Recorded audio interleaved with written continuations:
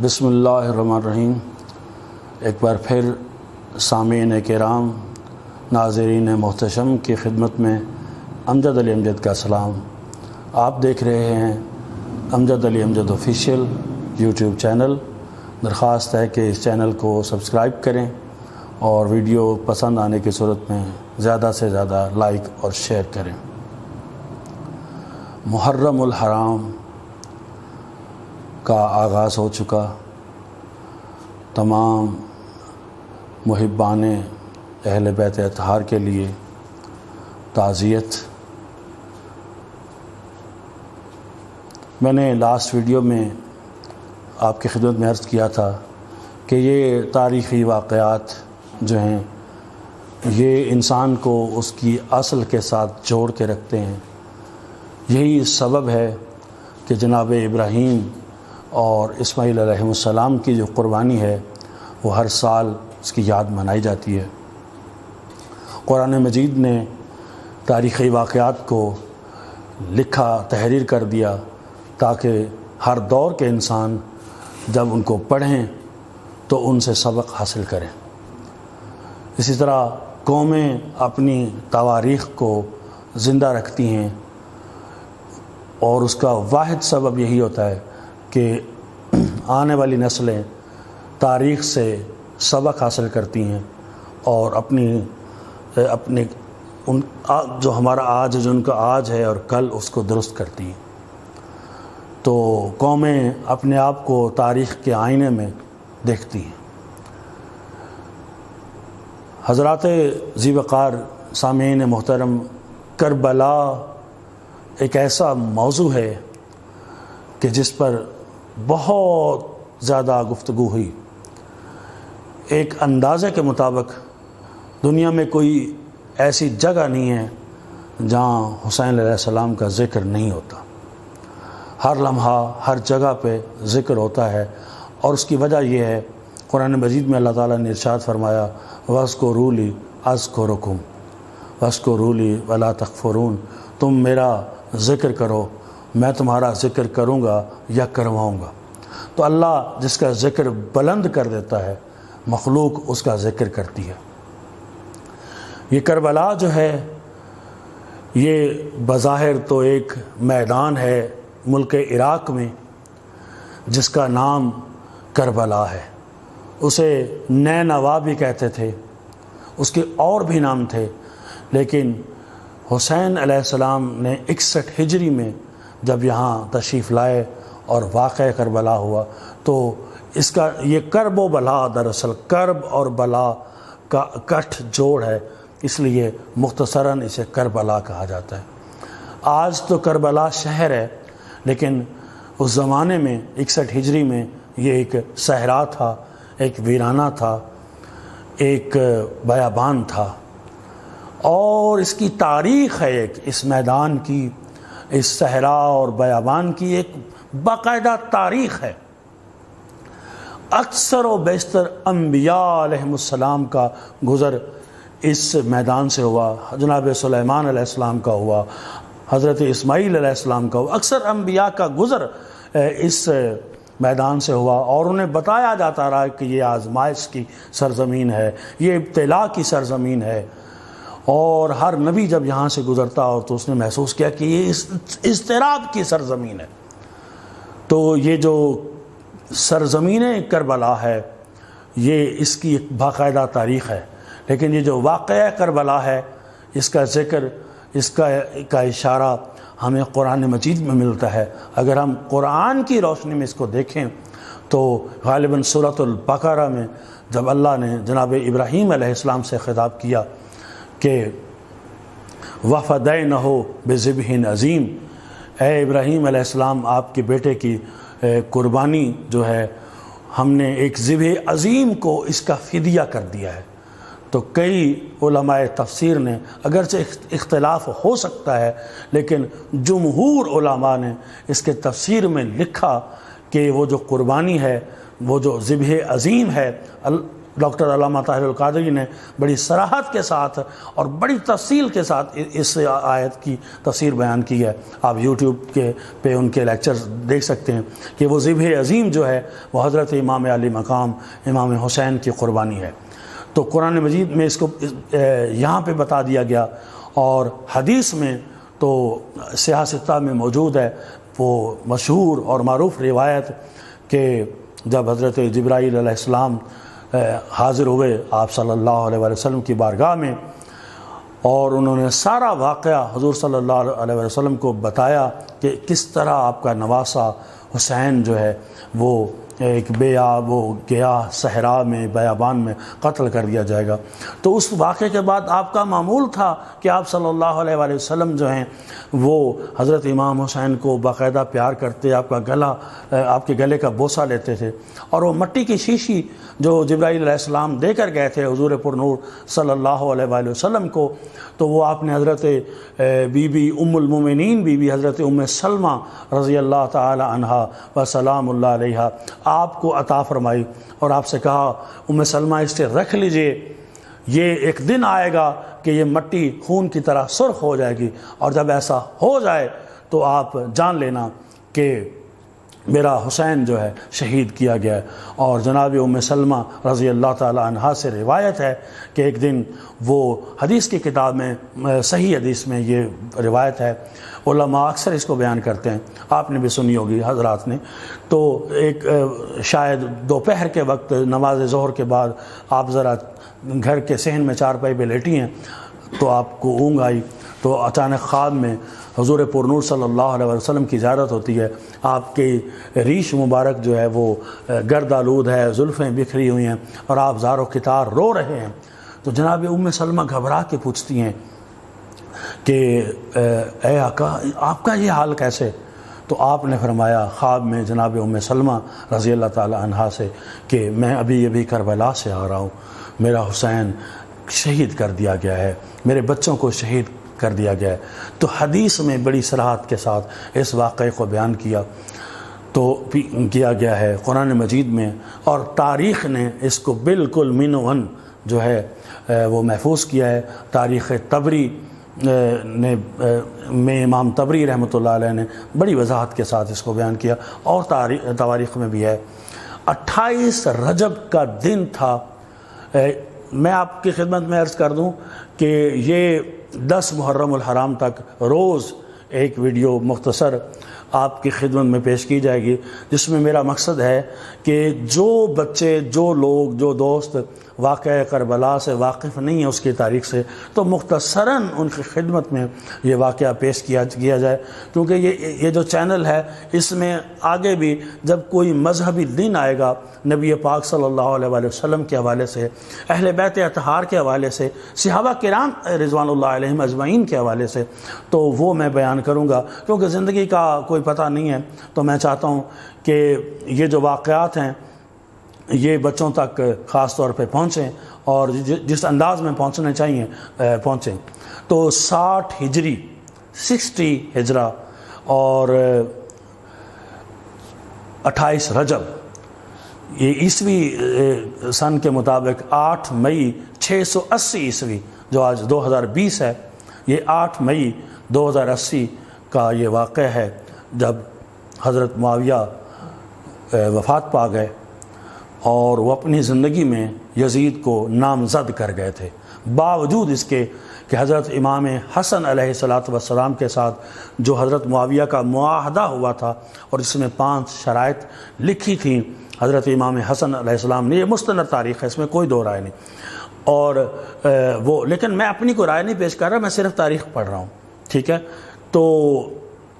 وہ جو حضرت معاویہ اور حضرت امام حسن علیہ السلام کے درمیان جو معاہدہ طے پایا، اس میں یہ ایک شرط باقاعدہ تھی کہ آپ اپنے بعد کسی کو بطور خلیفہ نامزد نہیں کریں گے. یہ ایز اٹ از، جیسے حضرت ابوبکر صدیق رضی اللہ تعالیٰ عنہ کے دور میں امت نے فیصلہ کیا تھا، یا بعد میں امت نے فیصلہ کیا، یا امت پر چھوڑیں گے کہ امت جسے چاہے اپنا خلیفہ بنا لے. تو ایگری کیا تھا حضرت معاویہ نے، لیکن انہوں نے بعد میں اس پہ پہ عمل نہ کیا تو اپنی زندگی میں وہ اپنے بیٹے یزید کو خلیفہ مقرر کر کے گئے، اور بہت سارے لوگوں کی بیعت بھی ہو گئی ان کی زندگی میں، اور خط لکھا، باقاعدہ خط لکھا حضرت معاویہ نے اپنے بیٹے کے نام کہ دیکھو یہ 3 لوگ ہیں جو تمہاری بیعت نہیں کریں گے، جن کا بیعت کرنا مشکل ہے۔ ان میں ایک حضرت عبداللہ بن زبیر رضی اللہ تعالیٰ عنہ کا نام تھا، اور دوسرے حضرت عبداللہ ابن عمر رضی اللہ تعالیٰ عنہ کا نام تھا، اور تیسرا حضرت امام علی مقام امام حسین علیہ السلام کا نام تھا۔ اور اس خط میں، یہ ٹی وی پر بھی شائع ہو چکا ہے، مستند تاریخ میں یہ خط ہے موجود ہے، اور اس میں لکھا گیا کہ سب سے مشکل جو ہے آپ کے لیے وہ حضرت حسین ابن علی ہے، اور ان سے بیعت ہر حال میں لینا۔ اسی خط کے پیش نظر جب یزید تخت خلافت پہ بیٹھا تو اس نے مدینہ کے گورنر ولید بن عتبہ کو خط لکھا کہ حسین سے بیعت لے۔ 28 رجب کو ولید نے رات کے وقت حسین علیہ السلام کو پیغام بھیجا کہ آپ مجھے ملنے آئیں۔ امام حسین علیہ السلام نے جب پیغام ان کو ملا تو آپ نے فرمایا کہ یہ بہت دیر ہو گئی ہے رات کی۔ کچھ روایت میں آتا ہے کہ آپ نے فرمایا کہ میں صبح آؤں گا، اور کچھ روایات میں کہ آپ آ گئے۔ لیکن جب آپ آئے تو بی بی زینب سلام اللہ علیہ نے آپ کے ساتھ 18 یا 30 ہاشمی نوجوانوں کو بھیجا۔ لیکن جب وہ ہاشمی نوجوان آپ کے ساتھ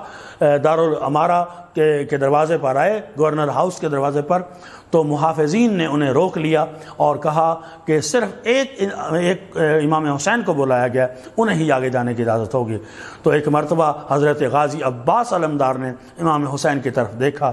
اور جیسے آپ پوچھ رہے ہوں کہ آپ کا کیا حکم ہے، تو امام حسین نے فرمایا کہ آپ رکیے، ادب و آداب کا خیال رکھا جائے گا، لیکن اگر دربار کے اندر گورنر ہاؤس میں میری آواز بلند ہو جائے عمومی سطح سے تو پھر آپ کو اندر آنے میں کوئی رکاوٹ نہیں ہونی چاہیے۔ آپ تشریف لے گئے۔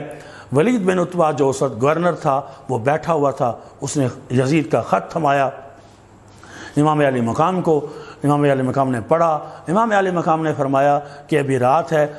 صبح دن کے ٹائم جو ہے مسجد نبوی میں عوام کے سامنے، صحابہ کے سامنے تم میرے سامنے یہ سوال کرنا اور میں وہاں جواب دوں گا۔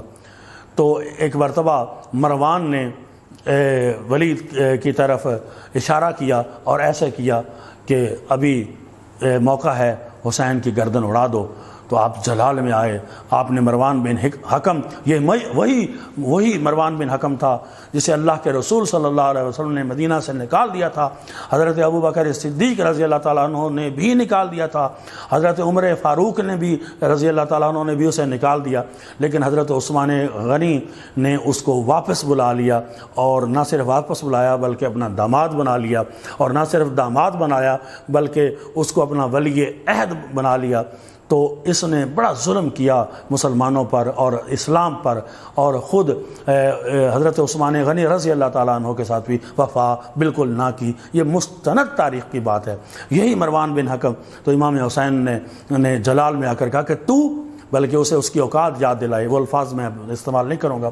اور کہا کہ تو میرا سر قلم کرے گا۔ بس اتنا کہنا تھا کہ ایک مرتبہ بند دروازہ جو تھا دارالامارہ کا، جو اندر سے بند تھا، ایک مرتبہ کھلا یا گرا، اور عباس بے نیام تلوار لے کر اندر آ گئے، اور امام حسین نے قبضہ تلوار پہ ہاتھ رکھا اور فرمایا عباس یہ مدینہ ہے، یہ نانا کا شہر ہے، یہاں پہ امن و امان کا خیال رکھا جائے گا، اس لیے تلوار کو نیام میں رکھو۔ بہرحال ولید نے کہا کہ یہ 2 حکم ہے یزید کا، آپ یا بیعت کریں اور یا مدینہ چھوڑ کر چلے جائیں، میری مجبوری ہے۔ امام حسین علیہ السلام نے فیصلہ کیا کہ اپنے دل میں کہ بیعت تو ظاہر ہے کسی صورت میں ہو نہیں سکتی۔ شیکسپیئر کا ایک فلسفہ ہے، شیکسپیئر کہتا ہے کہ اگر کوئی سینٹرل فگر جو ہوتا ہے کسی بھی چیز کا، کسی بھی کیریکٹر کا، ایک یونیورس کا جو سینٹرل فگر ہے، اگر وہ جھک جائے، اگر وہ حق پر ہے سینٹرل فگر، تو اگر وہ حق پر ہے اور وہ جھک جائے باطل کے سامنے، تو وہ پورے کا پورا جو سٹرکچر ہوتا ہے نا، جو اس کی بیس پہ کھڑا ہوتا ہے، وہ سارے کا سارا گر جاتا ہے۔ اور یہی وہ بات ہے، اسی لیے سوکریٹس نے زہر پی لیا تھا، لیکن اس نے یہ نہیں مانا تھا سقراط نے کہ میں نے جو کہا ہے میں نے غلط کہا ہے۔ اور یہی وجہ تھی کہ امام علی مقام نے ولید کے سامنے کہا کہ میرے جیسا اس جیسے کی بیعت نہیں کرتا۔ بہرحال المختصر امام علی مقام اپنے ساتھیوں کے ہمراہ واپس گئے، اپنی بہن بی بی زینب سلام اللہ علیہا کو بتایا کہ یہ معاملہ ہو گیا اور اب ہمیں جانا ہے۔ ایک مرتبہ امام علی مقام اپنے نانا سے ملنے ان کی قبر مطہرہ پر گئے۔ کچھ روایات میں آتا ہے ایک مرتبہ گئے، اور بعض روایات میں آتا ہے کہ ساری رات میں 6 مرتبہ امام علی مقام اپنے نانا سے ملنے گئے، اور ایک مرتبہ تو قبر مبارک کو سے لپٹ کر رونے لگ گئے، اور روتے روتے آپ کو نیند آ گئی، اونگ آئی، اور خواب میں نانا کی زیارت ہوئی۔ اور امام علی مقام فرماتے ہیں کہ مجھے جب زیارت ہوئی تو نانا نے فرمایا کہ اے میرے بیٹے، میرے فرزند، اللہ کی مشیت یہی ہے کہ تو شہید ہو جائے۔ اور وہاں کہتے ہیں میں نے عرض کیا کہ میری بہنوں کے لیے کیا حکم ہے، محمد زادیوں کے لیے کیا حکم ہے، تو رسول پاک نے فرمایا کہ اللہ کی مشیت یہی ہے کہ وہ بھی تمہارے ساتھ جائیں گی اور انہیں قیدی بنایا جائے گا۔ المختصر یہ کہ وہاں سے ہوتے ہوئے، اور راوی جس نے روایت کی وہ کہتا ہے کہ جب حسین آ رہے تھے قبر محمد مصطفیٰ صلی اللہ علیہ وسلم پر تو بڑے نڈھال سے تھے، لیکن جب جا رہے تھے تو ایسے جا رہے تھے جیسے کوئی کتنے ملکوں کا فاتح جا رہا ہو۔ پھر اپنی والدہ ماجدہ کی قبر پہ گئے، ان سے باتیں کیں، ان سے اجازت لی، پھر بھائی حسن علیہ السلام کی قبر پہ گئے، ان سے اجازت لی، واپس آ کر ایک 40 گھر تھے کم سے کم جو روایت میں بتاتا ہے بنو ہاشم کے، تو بہت بڑا قبیلہ تھا، لیکن کوئی آپ نے مزاحمت نہیں کی، کوئی کچھ نہیں کہا۔ فہرست تیار ہوگی مردوں کی، پھر خواتین کی فہرست تیار ہوئی، اور پھر محفلیں تیار کی گئیں، اور بیویوں کو بڑی تکریم کے ساتھ، بڑی عزت کے ساتھ صبح کے وقت دن جب ہوا بٹھایا گیا، اور 28 رجب کو یہ عظیم قافلہ، سارے لوگ نہیں گئے تھے، آپ گئے تھے، بی بی آپ علیہ السلام کی جو بیٹی ہیں بی بی فاطمہ صغریٰ،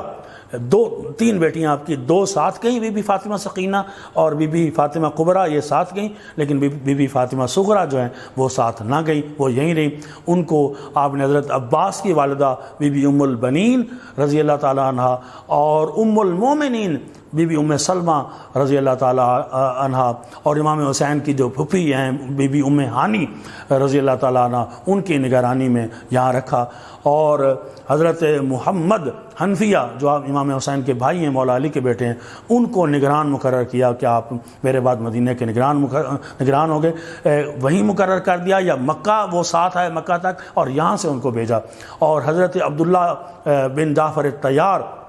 کو بھی وہاں مقرر کیا، تو وہاں کا انتظام بھی کیا، اور بہت سارے ساتھیوں کو، اغلباً 50 لوگ تھے آپ کے فیملی کے جو آپ کے ساتھ تھے۔ آپ وہاں سے چلے مکہ سے، اور اس وقت کے مطابق کم و بیش 350 کلومیٹر کا فاصلہ آپ نے 4 راتوں اور 5 دن میں طے کیا، اور مدینہ پہنچے، اور 3 شعبان کو آپ مدینہ پہنچے، اور یہاں پر کچھ مہینے قیام کیا مکہ معظمہ میں، اور آپ کا ارادہ تھا حج ادا کرنا چاہتے تھے، لیکن 8 ذی الحجہ جب آئی اور آپ کو اطلاع ملی کہ حاکم وقت نے کچھ اپنی فوج کے بندے حجاج کی، حاجیوں کی صورت میں بھیج دیے ہیں، اور وہ دوران طواف میں امام حسین کو قتل کرنے کا ارادہ رکھتے ہیں، تو آپ نے وہاں ایک خطبہ فرمایا کہ یہ مکہ معظمہ ہے، یہ حرمت والا شہر ہے، اور میں نہیں چاہتا کہ یہاں پر کوئی خون خرابہ ہو۔ پھر آپ نے تقریر فرمائی، اور کوفیوں کے خط بھی آ چکے تھے، اور کئی صحابہ نے آپ کو یہ بھی رائے دی کہ آپ نہ جائیں، ٹھیک ہے، اور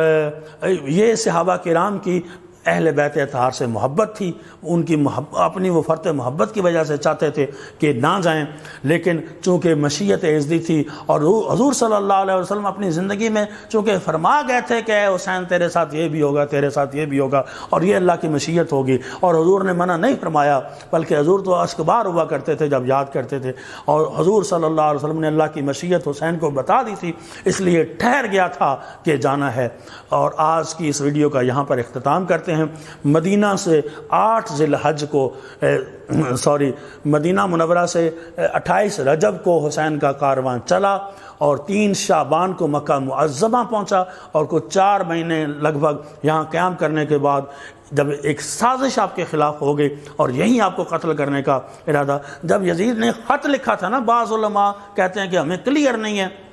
وہ پتہ نہیں کیوں کہتے، یزید نے جو خط ہی لکھا تھا ولید بن عتبہ کو، اس خط میں لکھا تھا یا حسین بیعت کرے یا حسین کو قتل کر دو، اور یہاں بھی بندے بھیج دیے، ٹھیک ہے، اور حسین کے قتل کا ارادہ کیا، لیکن حسین نے کہا کہ یہ اللہ کا شہر ہے، حرمت والا شہر ہے، اللہ کا اس میں گھر ہے اس شہر میں، تو میں یہاں کوئی خون خرابہ نہیں چاہتا۔ کئی صحابہ کی رائے تھی کہ چونکہ وہاں مکہ معظمہ سے کوفہ جانے کا ارادہ فرمایا تھا، تو صحابہ کرام اور دوسرے دوست احباب نے مشورہ دیا تھا کہ نہ جائیں، یہ کوفے والے منافق ہیں، ان کو ہم جانتے ہیں، انہوں نے آپ کے بابا علی کے ساتھ غداری کی، اور وہ تاریخ نے ثابت کیا کہ وہ رائے ٹھیک تھی، ان صحابہ کرام کی مستند تھی، کیونکہ وہ محبت اور اخلاص اور خلوص سے رائے دے رہے تھے، لیکن جو اللہ کی مشیت تھی، جو اللہ کا ارادہ تھا، وہ بھی تو ہونا تھا، جو اللہ چاہتا ہے ہو کے رہتا ہے۔ تو اپنا خیال رکھیے گا، ٹھیک ہے، کوشش کیجئے گا اپنے انداز میں۔ میں ایک بات لازمی طور پر کہنا چاہتا ہوں، میں نے لاسٹ ویڈیو میں بتایا سارے فرقے صحیح ہیں، ہم سب الحمدللہ مسلمان ہیں، اور کوئی فرقہ ایسا نہیں ہے جو اہل بیت سے محبت نہیں کرتا، انداز اپنا اپنا ہے۔ آپ اہل بیت سے محبت کیجئے گا، انہیں یاد بھی کیجئے گا، دوسرے پر اعتراض بھی نہ کیا کرے، یہ میری گزارش ہے بس، ٹھیک ہے، کیونکہ جس کو جیسے سمجھ آئیے وہ لگا ہوا ہے۔ ملیں گے انشاءاللہ اگلی ویڈیو میں، تب تک کے لیے اجازت، اللہ حافظ۔